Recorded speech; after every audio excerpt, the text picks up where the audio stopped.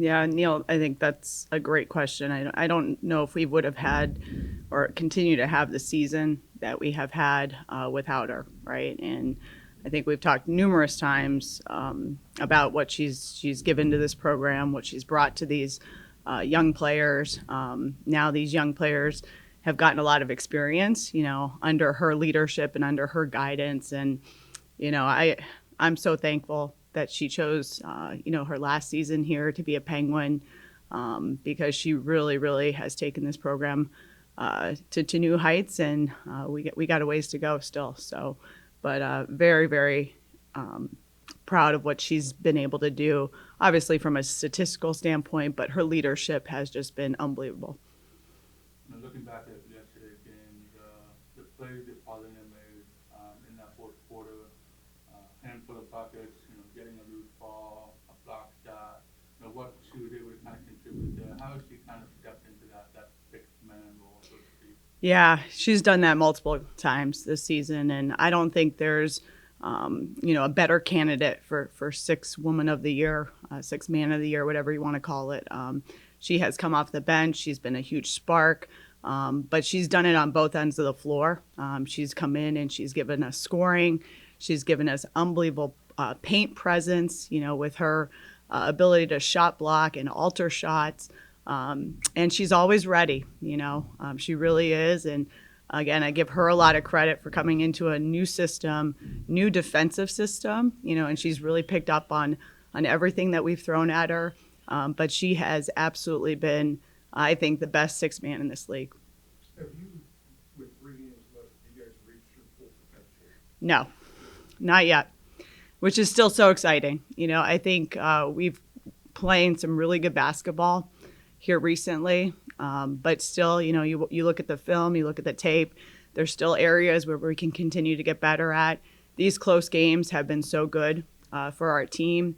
The one that we lost, obviously, against Green Bay, we learned a lot from that. We've been able to pull out 2 close wins here, end of game situations. Again, so valuable for our team, ending February and obviously heading into March. I saw on Friday the collaboration with Team Impact, bringing in Emily Guerrero into the program. How did that kind of kind of come together?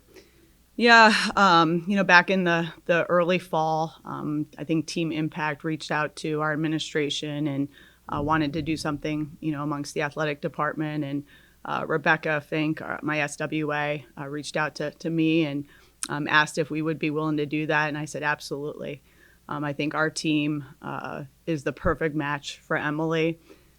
They've been really, really awesome with her, but she's been even more impactful for what she's brought to our program. And so we got to meet her in early October, and she's been pretty much a staple at every single game. She's traveled to road games. She's been to Wright State, Akron, Cleveland State.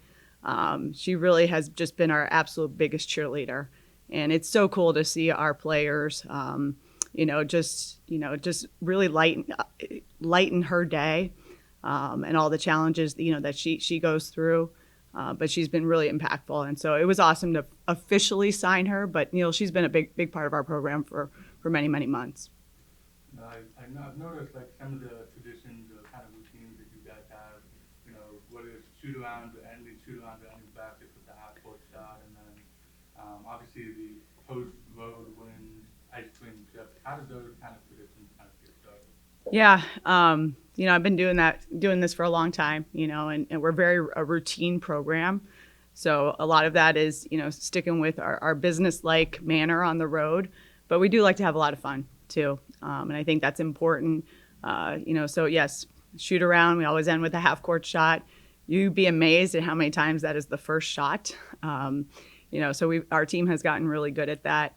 And obviously celebrating road wins. It's tough to win. It's really tough to win on the road, especially in this league. And our group has done a phenomenal job of that, and we're going to have to do that again this week. And so we absolutely need to celebrate those tough road wins. With the 2 games this week, obviously it's kind of an unusual 2 road trips, almost back to back, just a day, kind of splitting them up. How does that, challenge you guys logistically? Because obviously you won't be able to come home between the 2 games. Yeah. You're gonna have to go from NKU to Fort Wayne. Yeah, I mean, we have some experience with it, obviously, with the Wisconsin and the Michigan trips. You know, we've done it those ways. I don't know if YSU has ever done NKU to Purdue Fort Wayne, in all honesty. So when I saw that on the schedule, it's not something that we requested. You know, so we were given this. You know, we're just going to take that mentality of being 1-0. It's obviously a big game Thursday night. I'm excited for that matchup, just like I was for the matchup against Green Bay, Robert Morris, and IU Indy. Obviously, second time around. You know, I think we'll be a little bit different. We're obviously playing better basketball, and KU is playing better basketball. But honestly, haven't thought a lot about, you know, Purdue Fort Wayne. Very much focused on NKU and trying to be 1-0. But yes, we will make that trip together.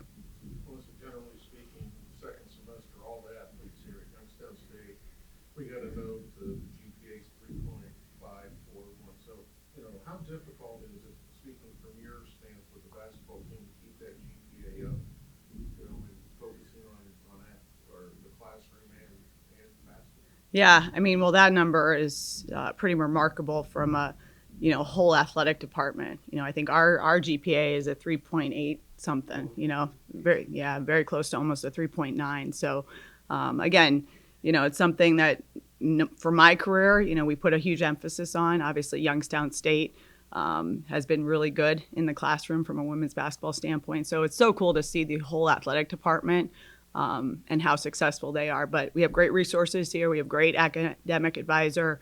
Brian Welch does an unbelievable job, you know, with our program. But we recruit really highly committed student athletes. So when you're on a road trip like you were, you played Thursday, Sunday. I mean, is there study time in when you're away? I don't schedule it. You know, on our itinerary, our players are really committed. They do a really good job of being in the hotel and finding time to take care of that stuff. Our professors have been unbelievable, you know, with our student athletes, working with their travel schedules. You know, maybe some other teams I've had to do that, but not this group. You know, they're very mature and they really handle their business well. You know, looking, obviously, the first game against NKU was a little over a month ago, so it's been some time. But what do you feel like you guys kind of learned from that first meeting as to how they play and what they do, and that you can use, you know, this time? Yeah, I thought we defended them well. We kept them at 61 points. We took away the three. They only had 4 threes in that game. You know, I think we're going to continue to have to do that. Their posts went at us, and you know, Moody had 17, Walterman had 10. So this is going to be another challenge, you know, for our post group. I think we're playing better post defense, you know, here recently. So excited about that matchup. But they're a really good team. They're playing well. Obviously had a huge win at Green Bay. That doesn't happen very often. So I know our players will be up for the challenge and respect the heck out of them.